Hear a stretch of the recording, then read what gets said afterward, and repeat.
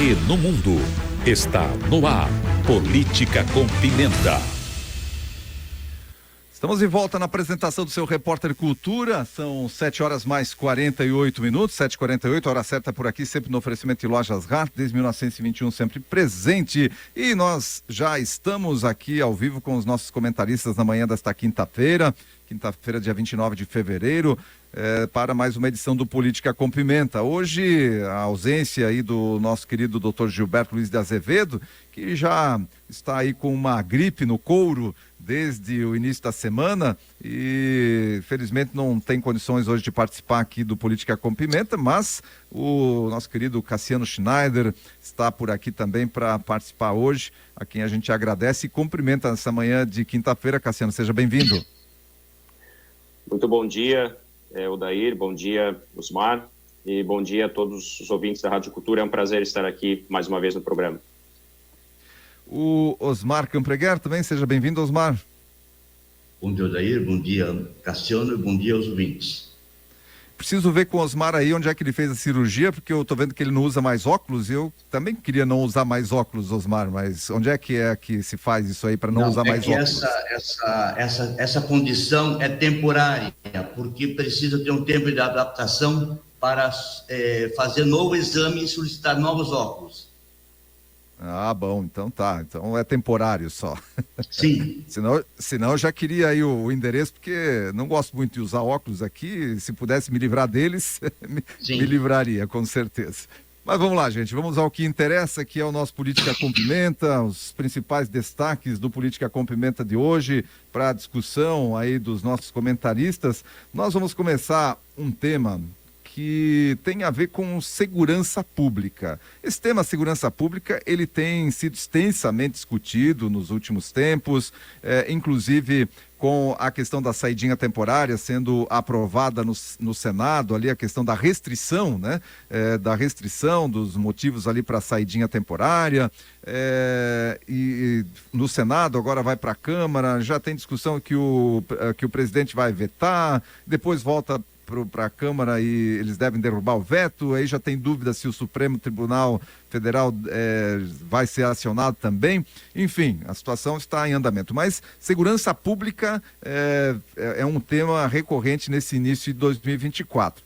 Chamou a atenção uma notícia no dia de ontem, que o Guilherme Boulos, né, que todo mundo sabe que é conhecido aí por liderar invasões a propriedades privadas, propriedades públicas, inclusive, e que é um candidato que, inclusive, tem boa votação, boa preferência dos eleitores lá na cidade de São Paulo, pelo menos é o que as pesquisas apontam, ele dizendo que está reforçando a sua segurança lá na cidade de São Paulo, vai andar com segurança armada e com carro blindado, porque, segundo ele recebeu ameaças de morte, tem recebido ameaças de morte, né? E aí eu quero ouvir de vocês, a opinião de vocês sobre sobre essa atitude do Boulos, né?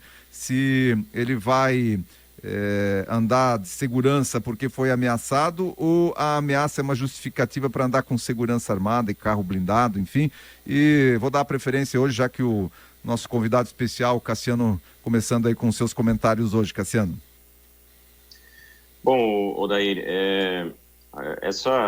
me parece que essa situação do Guilherme Boulos, esse fato que ele trouxe, né, à tona sobre uma possível ameaça de morte, primeiro que quando um candidato ele disputa uma prefeitura, né, de uma cidade do tamanho de São Paulo, em outras capitais do Brasil, é normal a gente escutar notícias, né, de que o candidato recebeu ameaças, né?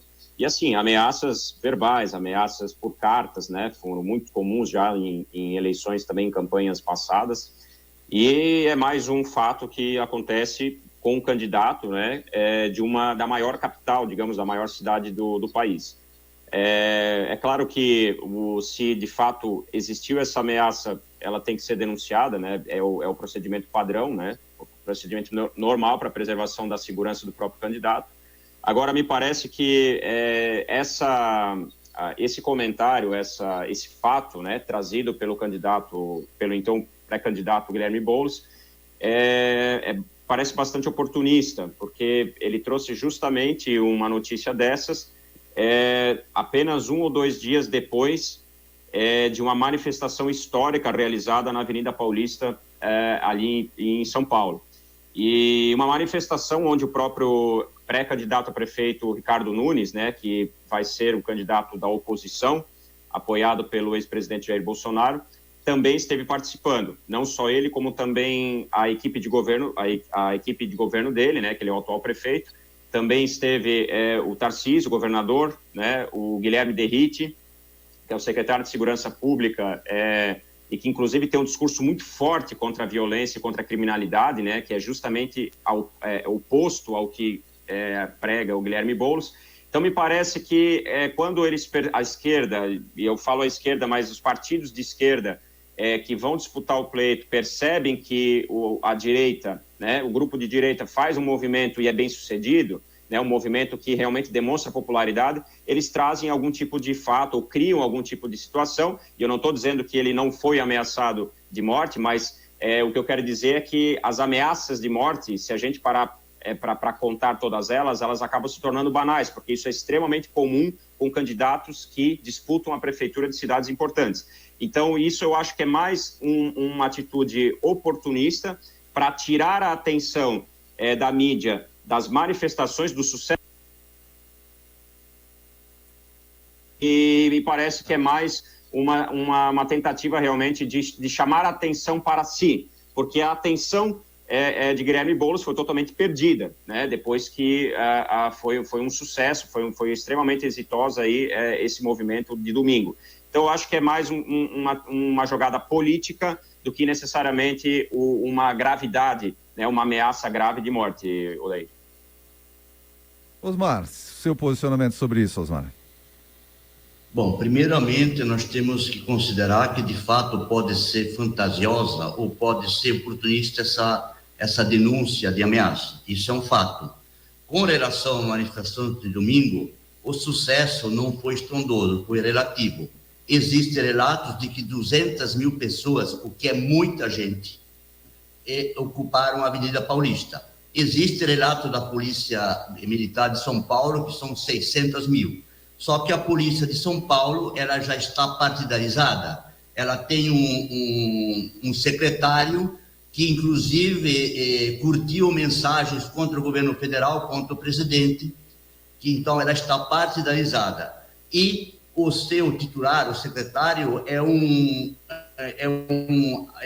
vamos dizer, um proselitista da violência. A Polícia Militar de São Paulo começou a matar indiscriminadamente pessoas, inocentes e culpados, eu não sei, mas cada operação são 30, 40 pessoas mortas. Então, esse é um problema.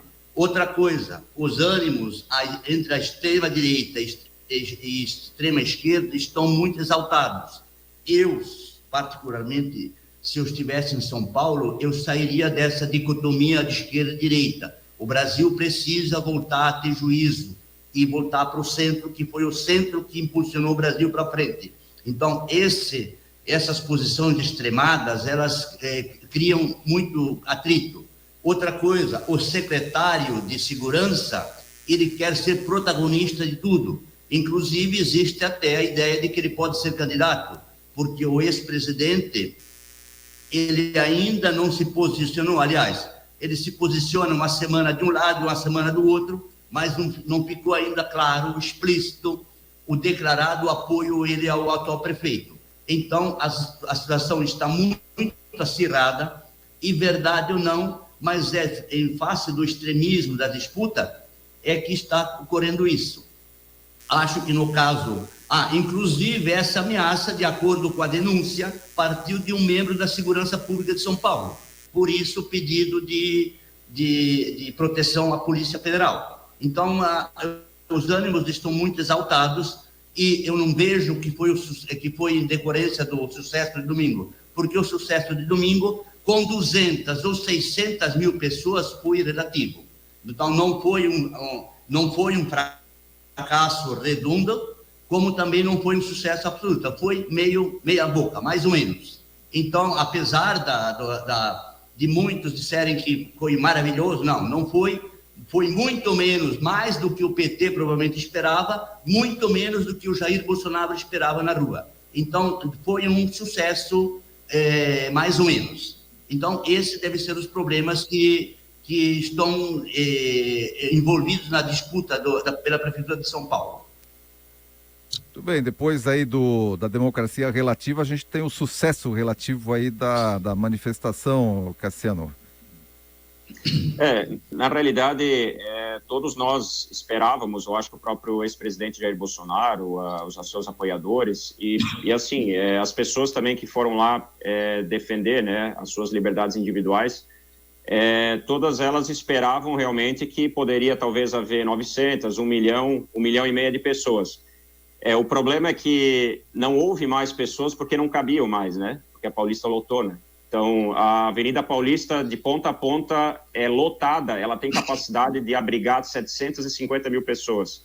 Esse foi o último dado, inclusive, divulgado, 750 mil pessoas. Foi uma contagem feita pela capacidade de posicionamento das pessoas de ponta a ponta na Avenida Paulista, através das diversas imagens, né, que foram veiculadas. Então, esse foi um dado, ficou um pouco acima do dado oficial da Polícia Militar, mas é que a Polícia Militar não contou, provavelmente, a população que ficou nas transversais, as travessas da Paulista, que eram muito cheias. Exatamente. Com relação ao número ao público, aquela revista que o doutor Gilberto é adepto, ela relatou o seguinte, que na Paulista são 18 quarteirões e estavam completos 10. Com 18 quarteirões, caberiam 750 mil pessoas. Com 10 quarteirões, é 75% disso. Ou bem 60%, algo assim. Então, mesmo naquela revista que o doutor Gil não confirma que a Avenida Paulista estava tomada. Estava, segundo os cálculos que eu vi, alguns disseram 3 quarteirões e meio e essa revista disse 10. Então, não é verdade que a Paulista estava toda tomada. Ela não estava toda tomada, embora tivesse ruas paralelas que também tivesse gente. Então, o número são 10 quarteirões de um lado e 3,5 do outro. Então, essa resposta continua controversa. Então, o número de 650 mil é exagerado, 185 mil é número da USP, através da inteligência artificial, que calcula essa... Então, esses são os números que são divergentes. Muito bem, número daqui, número dali, o que importa é que o próprio presidente Lula, ontem, em uma entrevista a um canal de televisão aí, reconheceu a grandiosidade lá da manifestação, né? Ele fez esse reconhecimento, depois no dia anterior ele não ter respondido, ficado meio engasgado, depois que uma repórter aí do Valor Econômico questionou ele durante uma coletiva, ficou quieto ali, engasgou, aí o pessoal que estava na organização passou um pano ali rapidinho para ele não precisar responder, mas ontem ele respondeu, e logicamente o que ele fez foi atribuir a todos que estavam lá nessa manifestação como extrema-direita, né? Extrema-direita, esse termo que é utilizado aí, eu vejo que muitas vezes sem ter o conhecimento do que significa extrema-direita. Não sei se no mundo tem outro caso de extrema-direita que defende liberdades individuais, que defende a democracia, né? Que defende a questão da legalidade, da questão jurídica, né? Da segurança jurídica, enfim. Mas são situações aí que a gente precisa também repercutir e avaliar. Eu quero entrar no segundo tema de hoje, para a gente não ficar preso a esse tema que rende também, que é o primeiro que a gente discute, para a gente discutir um pouco dentro também da questão de segurança pública, trazendo aqui para o nosso estado um dado que é do Brasil, mas Santa Catarina é um dos estados aí da federação que tem uma relação de policiais militares por por habitante menor, que tem perdido efetivo nos últimos tempos. Vocês acompanharam aí também uma manifestação do comandante da Polícia Militar lá de Jaraguá do Sul, numa audiência pública que ele participou lá, acabou falando algumas verdades ali também para os vereadores lá da cidade de Jaraguá do Sul. Enfim, segurança pública do Estado em foco. Como começou o Cassiano no outro tema, começamos agora então com o Osmar.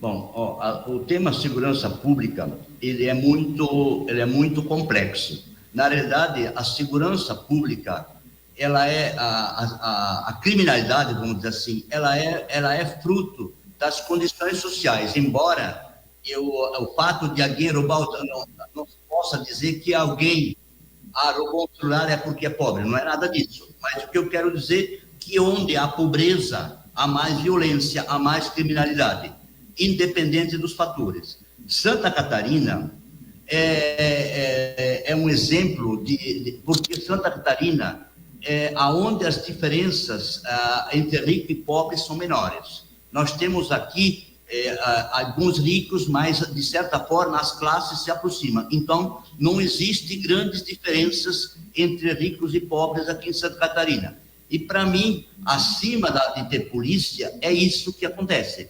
Outra característica, Santa Catarina, há 200 anos atrás, fez a reforma agrária, particularmente no Vale do Itajaí, aonde foi distribuído, lá em 1800 e tanto, um lote para cada família de imigrante que veio para cá. Isso tornou o Vale do Itajaí, em particular, um lugar onde não existia grandes propriedades. E isso facilitou, eu acredito que isso historicamente, outra coisa, com a vinda daquele povo sofrido da Europa, já acostumado com as dificuldades, nós criamos uma cultura de trabalho, de pessoas ordeiras aqui no Vale. Então, essa distribuição de terras lá atrás, eu acho que tem algum reflexo hoje em dia. Nós vemos que aqui no Vale do Itajaí é o lugar onde a criminalidade no estado é menor. Nós já vemos em lugares como na Serra, onde os latifúndios predominavam, ali também existe a criminalidade maior do que no Vale do Itajaí. No Brasil, particularmente, comparando Santa Catarina com os outros estados, nós vemos estados onde tem muita riqueza, tem riqueza de alguns, como, por exemplo, o Amapá, que é um estado rico em alguns recursos, mas é pobre porque falta tudo lá. Então, lá tem muito latifúndio e aí a pobreza predomina, e com a vinda dessas pessoas para a cidade, o desemprego, a pobreza, contribui para a violência. O que eu quero dizer?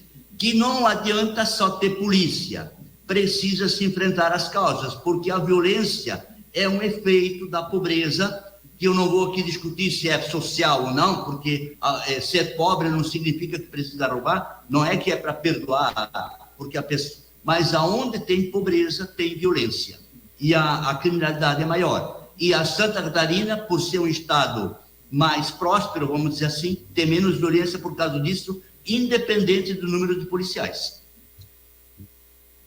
Cassiano, seu posicionamento. Bom, Santa Catarina, ele agora figura como o segundo estado mais seguro do país, né? Através daquele indicador de homicídios, de número de homicídios a cada 100 mil habitantes.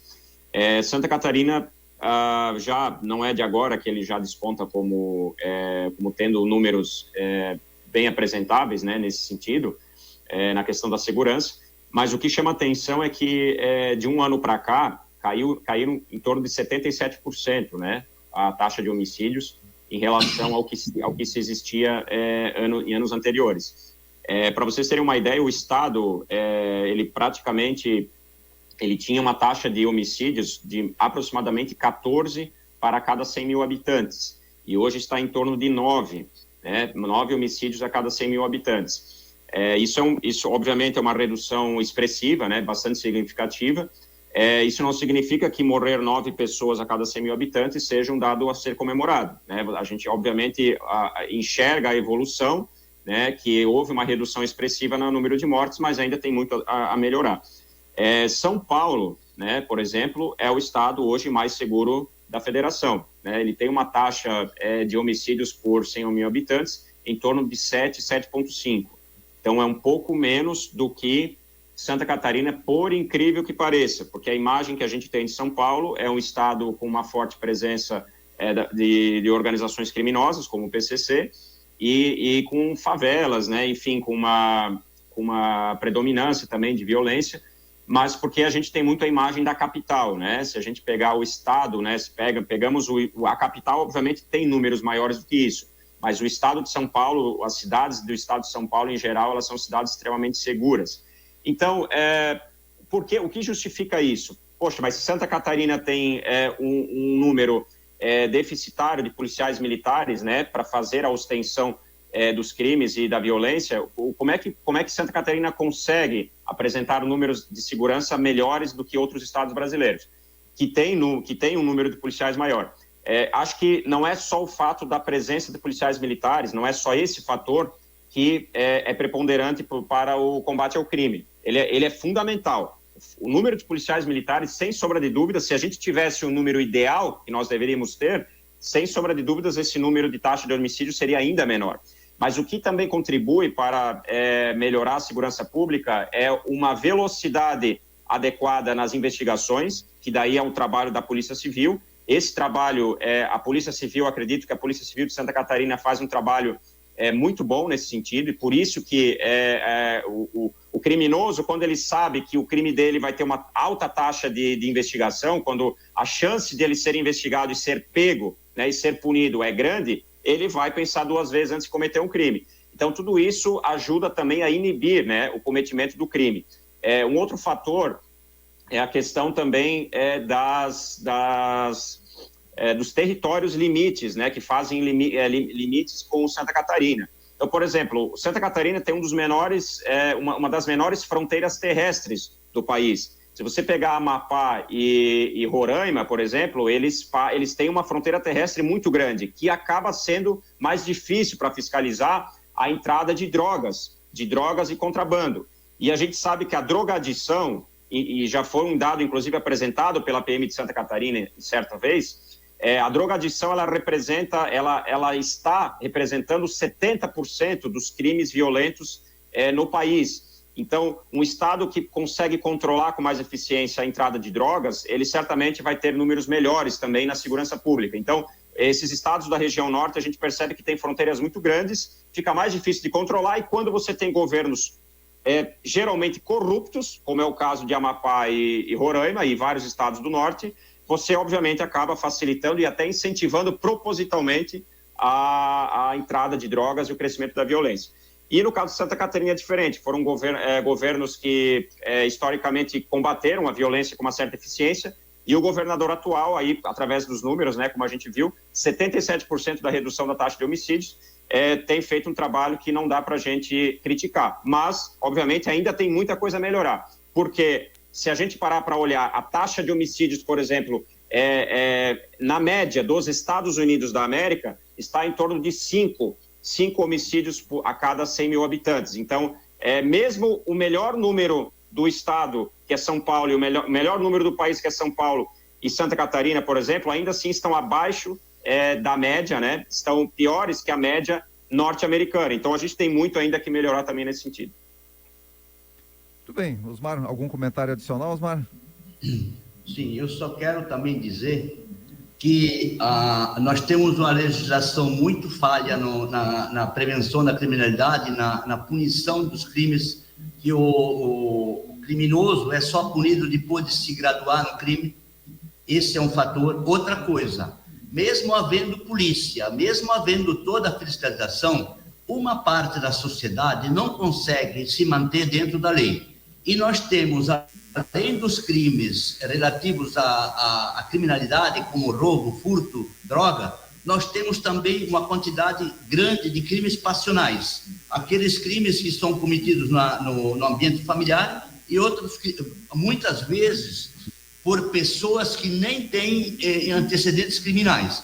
E muitas vezes se mata no trânsito, uma briga simples de trânsito, aqui se mata também, que entra na estatística onde a polícia não tem como prevenir, vamos dizer assim, porque é um crime no âmbito familiar, ou de repente uma briga de trânsito vira um crime, ou uma briga de bar também vira crime que não tem como a polícia controlar, que vamos dizer seria crimes mais naturais que não tem controle.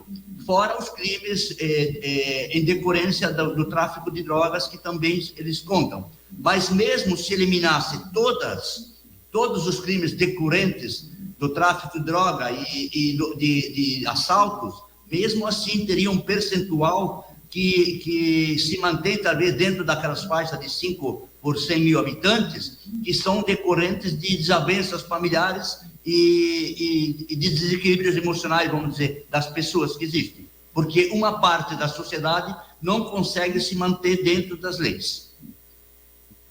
Muito bem, nós vamos fechando aqui então nosso Política com Pimenta de hoje, de debates importantes aqui sobre segurança pública, foram repassados aqui para o nosso ouvinte através dos nossos comentaristas hoje, especialmente Cassiano Schneider, substituindo gentilmente aí o Dr. Gilberto Luiz Azevedo e Osmar Campreguer. Cassiano, quero te agradecer mais uma vez aí pela gentileza de estar com a gente, sempre muito bom tê-lo com a gente por aqui debatendo e você repassando aí um pouco do seu conhecimento e um pouco da sua opinião também. Obrigado, Odair. Obrigado também, Osmar, pela participação e obrigado a todos os ouvintes. Osmar, um abraço para você, até na terça-feira então. Bom dia, Odair, bom dia, Cassiano, bom dia aos nossos ouvintes, bom final de semana a todos.